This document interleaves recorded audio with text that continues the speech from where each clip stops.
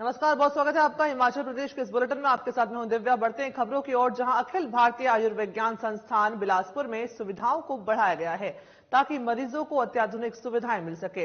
इसके लिए 410 करोड़ रुपए की लागत से 12 सुविधाओं का बीजेपी राष्ट्रीय अध्यक्ष जेपी नड्डा ने शिलान्यास किया। साथ ही इन सुविधाओं में कैंसर रोगियों को उन्नत रेडियोथेरेपी इलाज करने के उद्देश्य से रेडिएशन ऑन्कोलॉजी सेवाओं के चलते 30 करोड़ रुपए की लागत विभाग में अत्याधुनिक मशीनों की सुविधा दी गई। वहीं लिक्विड मेडिकल ऑक्सीजन प्लांट का भी शुभारंभ किया गया है, जिससे कि मरीजों के बिस्तर पर 24 घंटे ऑक्सीजन की सुविधा उपलब्ध रह सके। इस कार्यक्रम में केंद्रीय स्वास्थ्य मंत्री मनसुख मांडविया, केंद्रीय सूचना प्रसारण मंत्री अनुराग ठाकुर, पूर्व मुख्यमंत्री जयराम ठाकुर और बीजेपी प्रदेश अध्यक्ष डॉक्टर राजीव बिंदल सहित एम्स स्टाफ सदस्य और कई लोग मौजूद रहे। आज एम्स बिलासपुर में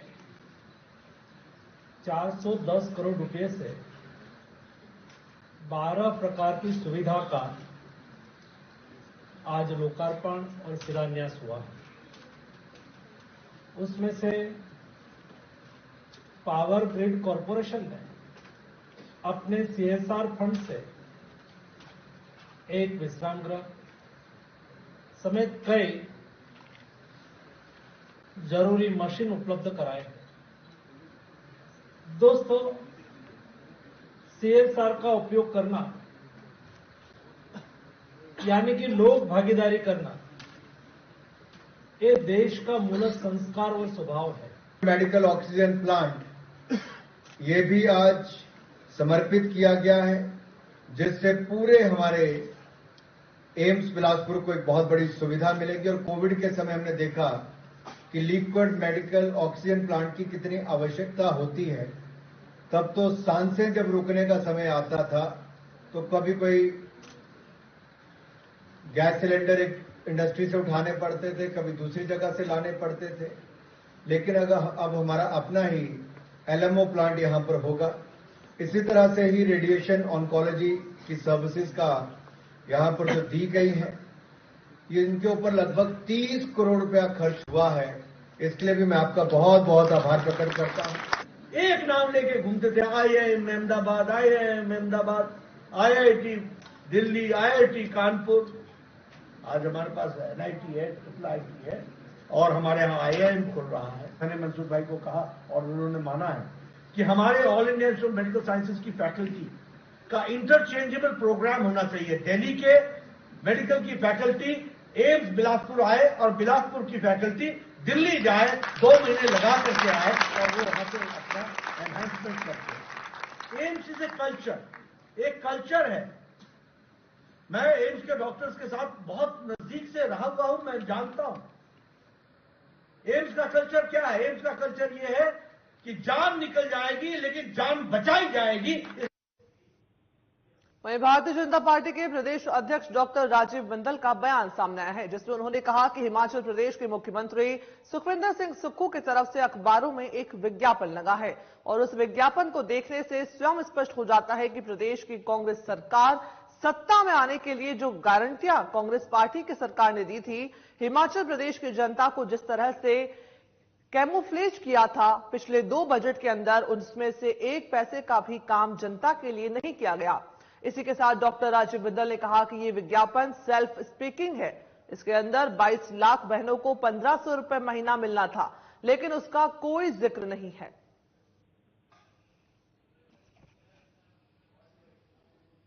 माननीय मुख्यमंत्री सुखविंदर सिंह सुक्खू जी की तरफ से आज अखबारों में एक विज्ञापन लगा है और उस विज्ञापन को देखने से स्वयं स्पष्ट हो जाता है कि प्रदेश की सरकार, कांग्रेस की सरकार सत्ता में आने के लिए इन्होंने जो गारंटियां दी थी, हिमाचल की प्रदेश की जनता को जिस तरह से कैमोफ्लेज किया था पिछले 2 बजट के अंदर, उसमें से 1 पैसे का काम भी जनता के लिए नहीं किया।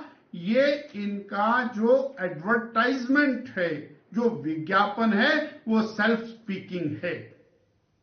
खबरों में आगे बढ़ते हैं। जहां बिलासपुर और सोलन की सीमा पर स्थित अली खड्ड पर बन रही अलीगढ़ उठाव पेयजल योजना को लेकर जहां विधानसभा सत्र के तीसरे दिन जमकर हंगामा हुआ, जिसे लेकर अर्की के विधायक और सीपीएस संजय अवस्थी ने कहा कि इस योजना को राजनीतिक स्वार्थों की पूर्ति के लिए विवादित बनाया जा रहा है।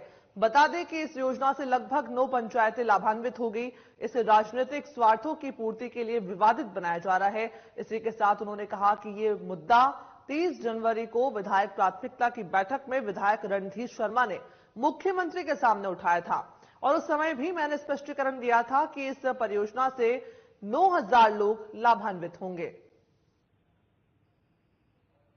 वीडियोग्राफी के विवाद जो है ये क्रिएट किया गया है, अपने राजनीतिक जो स्वार्थों को की पूर्ति के लिए क्रिएट किया गया है। और ये जब बात शुरू हुई थी तो उसके बारे में हमारे 30 जनवरी को विधायक प्राथमिकता की बैठक में भी रणधीर शर्मा जी ने ये प्रश्न किया था और कोइंसिडेंटली मैं भी वहीं था और माननीय मुख्यमंत्री जी उस बैठक की अध्यक्षता कर रहे थे। तो मैंने माननीय मुख्यमंत्री जी से आग्रह किया कि ये क्योंकि मेरे अर्की विधानसभा क्षेत्र से संबंधित मुद्दा है तो मैं चाहूंगा कि इसमें स्पष्टीकरण दूं। तो मैंने उस समय भी उनको कहा था कि आपके पास अधूरी जानकारी है और आप इस विवाद को तूल ना दें। वहीं धर्मशाला के विधायक सुधीर शर्मा ने दाढ़ी मेला ग्राउंड के पास real time water monitoring system का लोकार्पण किया। इस दौरान उन्होंने मीडिया से बातचीत के दौरान बताया कि उन्हें जान से मारने की धमकी मिली है। सुधीर शर्मा के पर्सनल स्टाफ को 2 बार धमकी भरे फोन कॉल आए। बताया जा रहा है कि ये कॉल कनाडा में छिपे एक गैंगस्टर का नाम लेकर के किया गया है। वहीं सुधीर ने इसको लेकर मुख्यमंत्री और डीजीपी को भी जानकारी दी। जानकारी मिली है कि अपने ही किसी नेता ने यह धमकाने का फोन कॉल करवाया है। बता दें, वहीं विधायक सुधीर शर्मा ने धमकी देने वाले को गिरफ्तार करने की मांग की है। ये रियल टाइम मॉनिटरिंग सिस्टम में जो है ये सार्वजनिक जल प्रणाली के अंतर्गत धर्मशाला में हम लोग जगह जगह पर ऐसे पॉइंट लगा रहे हैं कि जहां पर स्वच्छ जल लोगों को उपलब्ध हो और जिससे कि मिनरल वाटर से जो प्लास्टिक वेस्ट है उसमें भी कमी आए। अब कई जगह विश्व में इस तरफ जोर है कि प्लास्टिक वेस्ट कम हो और इस तरह की योजनाएं आ रही हैं। तो उसी के चलते ये पूरे क्षेत्र में लगभग हम 24 पॉइंट्स पर इसको करेंगे। अभी इसका काम शुरू हुआ है क्योंकि ये पर्यटन की दृष्टि से भी और स्थानीय लोगों के लिए भी मुझे लगता है कि इसका लाभ मिलेगा। स्वच्छ जल जो है उनको जगह जगह पर जहां पब्लिक प्लेस। वहीं हिमाचल प्रदेश के डीजीपी संजय कुंडू बिलासपुर पहुंचे हैं, जहां वे पूर्व विधायक बंबर ठाकुर से मिले।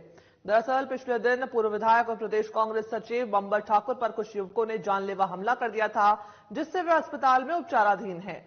वहीं डीजीपी संजय कुंडू ने पत्रकारों से बातचीत करते हुए कहा कि इस मामले में अभी 7 लोगों को गिरफ्तार किया गया है और जो भी दोषी होंगे उन्हें जल्द पकड़ा जाएगा। इसी के साथ उन्होंने कहा कि इस प्रकार की गुंडागर्दी नहीं चलेगी। इसमें जो भी संलिप्त होंगे उनके खिलाफ सख्त से सख्त कार्रवाई की जाएगी।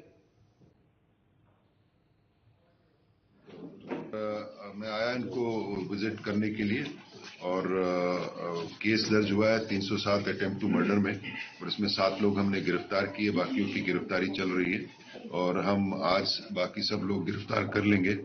और मैं आपके माध्यम से मैं ये संदेश देना चाहता हूं कि लॉलेसनेस है, ये नहीं चलेगी और जो भी इसमें संलिप्त होगा उसको हम पकड़ेंगे और जो अदालत से हम ये रिक्वेस्ट करेंगे सख्त से सख्त सजा इसमें हो।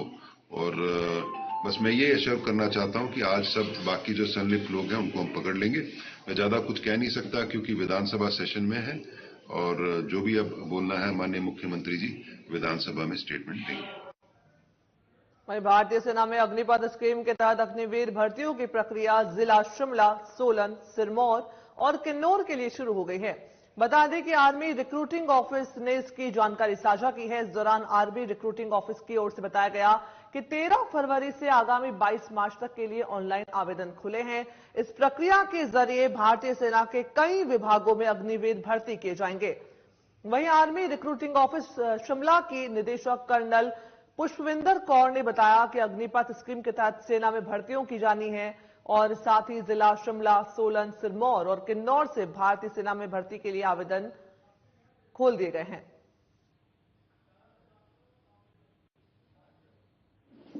Army recruiting office Shimla Himachal Pradesh के 4 जिलों शिमला, सोलन, सिरमौर और किन्नौर के नौजवानों को भारतीय सेना में भर्ती करने के लिए जिम्मेदार है। आज मैं आप सबको वर्ष 2024-25 में होने वाली भारतीय सेना की भर्ती के बारे में कुछ जानकारी देना चाहती हूँ। भारतीय सेना में अग्निवीर भर्ती स्कीम के तहत वर्ष 2024-25 में होने वाली भर्ती के लिए www.join Indian Army वेबसाइट पर ऑनलाइन पंजीकरण की प्रक्रिया 13 फरवरी 2024 से शुरू हो चुकी है। यह प्रक्रिया 22 मार्च 2024 तक जारी रहेगी। खबर सिरमौर से है, जहां सबसे ऊंची चोटी चूड़धार और नौराधार के साथ हरिपुर धार के में बर्फबारी जो है वो जारी है। वहीं मध्यवर्ती क्षेत्र में तेज हवाओं के साथ हल्की वर्षा हो रही है। इस बर्फबारी से जहां बागवान और किसान खुश है, वहीं जल स्रोतों में पानी बढ़ने की भी उम्मीद जताई जा रही है ताकि ग्रीष्मकालीन में पानी की किल्लत ना हो सके। वहीं मौसम विज्ञान केंद्र के मुताबिक 26 और 27 फरवरी को हिमाचल प्रदेश में लाइट इंटेंसिटी के साथ में पश्चिमी विक्षोभ फिर से सक्रिय हो रहा है। इससे हिमाचल प्रदेश के ऊंचाई वाले इलाकों में बर्फबारी और मैदानी इलाकों में बारिश की संभावना जताई जा रही है।